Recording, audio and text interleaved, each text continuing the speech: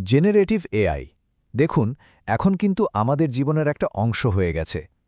কিন্তু যখন একটা মেশিন একেবারে মানুষের মতো আচরণ করা শুরু করে, তখন কিন্তু কিছু বেশ গভীর নৈতিক প্রশ্ন উঠে আসে। তো আজকের আলোচনায় আমরা ঠিক সেই জটিল দিকগুলো নিয়েই কথা বলবো। একবার শুধু ভাবুন তো দৃশ্যটা, একজন মানুষ তার সবচেয়ে ব্যক্তিগত গভীর অনুভূতিগুলো মন খুলে বলছে, কিন্তু অপর প্রান্তে আসলে কোনো মানুষই নেই। এই গল্পটা আমাদের একেবারে আলোচনার কেন্দ্রবিন্দুতে নিয়ে আসে, যেখানে প্রযুক্তি আর মানবতার মধ্যেকার যে সীমারেখা সেটা দিন দিন ঝাপসা হয়ে যাচ্ছে। এটাই তো সেই মিলিয়ন ডলারের প্রশ্ন, তাই না? একটা যন্ত্র, অথচ তার সাথে কথা বললে মনে হয় যেন কত আপন। তো এই রহস্যের গভীরে যেতে হলে আমাদের আগে বুঝতে হবে এর পেছনের প্রযুক্তিটা ঠিক কিভাবে কাজ করে। আমরা তো হামেশাই চ্যাট জিপিটি শব্দটা ব্যবহার করি, কিন্তু এর নামের মধ্যেই কিন্তু এর অসাধারণ ক্ষমতার আসল রহস্যটা লুকিয়ে আছে। তো এর নৈতিক দিকগুলো বোঝার আগে চলুন এর নামের অর্থটাই আগে জেনে নিই। Generative pre-trained transformer. হ্যাঁ, এই তিনটা শব্দ, আর এই প্রত্যেকটা শব্দেরই একটা খুব নির্দিষ্ট আর গুরুত্বপূর্ণ অর্থ আছে। চলুন একটা একটা করে ভেঙে দেখা যাক।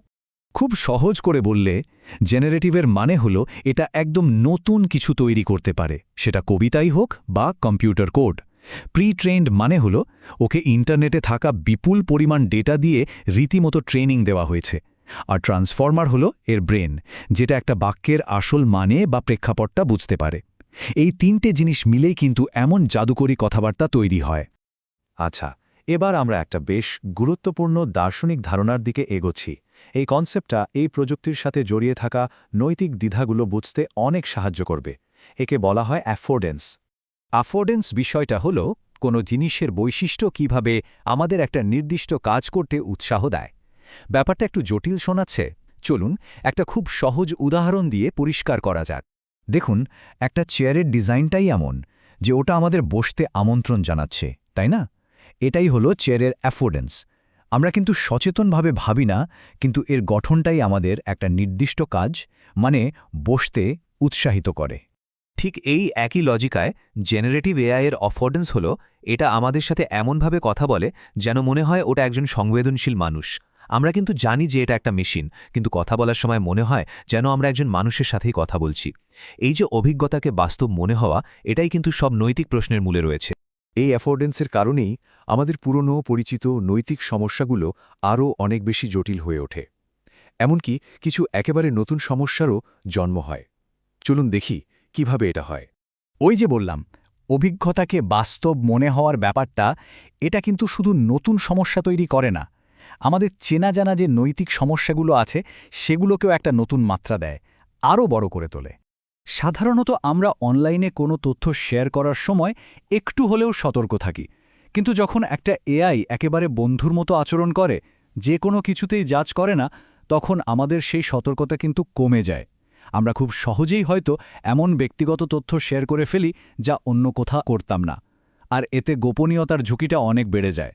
একই রকম সমস্যা কিন্তু দায়বদ্ধতা, পক্ষপাত বা শোষণের ক্ষেত্রেও দেখা যায়। যখন একটা এআইকে সহকর্মী বা বন্ধুর মতো মনে হয়, তখন ওর দেওয়া ভুল পরামর্শ বা পক্ষপাতদুষ্ট উত্তরও আমরা অনেক সহজে বিশ্বাস করে ফেলি। এই সব কিছুর পেছনেই কিন্তু কাজ করছে ওই অভিজ্ঞতাকে বাস্তব মনে হওয়ার অনুভূতিটা। এবার এমন একটা নৈতিক প্রশ্নের দিকে নজর দেয়া যাক, যেটা বিশেষভাবে জেনারেটিভ এআইয়ের এই মানুষ সদৃশ জিনিস তৈরি করার ক্ষমতা থেকেই তৈরি হয়েছে। এটা কিন্তু একটা মৌলিক প্রশ্ন। এটা আমাদের লেখক, সৃজনশীলতা, স্বীকৃতি, এই সব ধারণাগুলোকেই চ্যালেঞ্জের মুখে ফেলে দেয়। ভাবুন তো, যদি একটা এআই একটা অসাধারণ বৈজ্ঞানিক প্রবন্ধ লেখে, তাহলে এর কৃতিত্বটা ঠিক কে পাবে? এই ব্যাপারটা নিয়ে কিন্তু দার্শনিকদের মধ্যে বিভিন্ন মত আছে। কেউ কেউ মনে করেন, যেহেতু এআইয়ের কোনো উদ্দেশ্য বা বোঝাপড়া নেই, তাই সে লেখক হতে পারে না। অন্যরা বলেন, এগুলোকে লেখকবিহীন কাজ হিসেবে দেখা উচিত। আবার কেউ কেউ মানুষ আর এআইয়ের মধ্যে একটা যৌথ লেখকত্বের কথা বলেন। সত্যি বলতে এই বিতর্কটা এখনও চলছে। এখানে একটা অদ্ভুত ব্যাপার আছে, কৃতিত্ব আর দোষের মধ্যে একটা অসামঞ্জস্য। মানে, যখন একজন ব্যবহারকারী এআই ব্যবহার করে কোনো ভুল করেন, তখন পুরো দোষটা কিন্তু তার ওপরেই চাপানো হয়।